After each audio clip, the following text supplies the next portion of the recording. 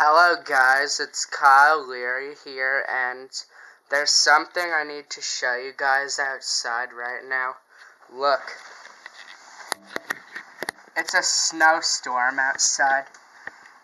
Yup, it's another snowstorm outside after 2 months, since January 4th, 2018.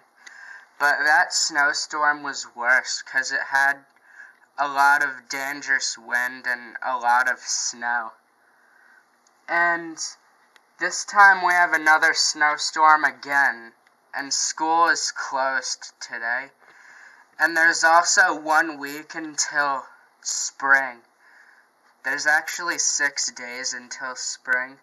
Spring begins on Tuesday, March 20th, 2018. It's also supposed to snow next Tuesday on the first day of spring.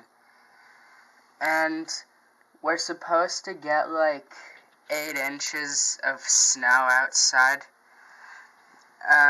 It's been snowing since 11 o'clock last night, and it's supposed to stop at 3 o'clock in the afternoon.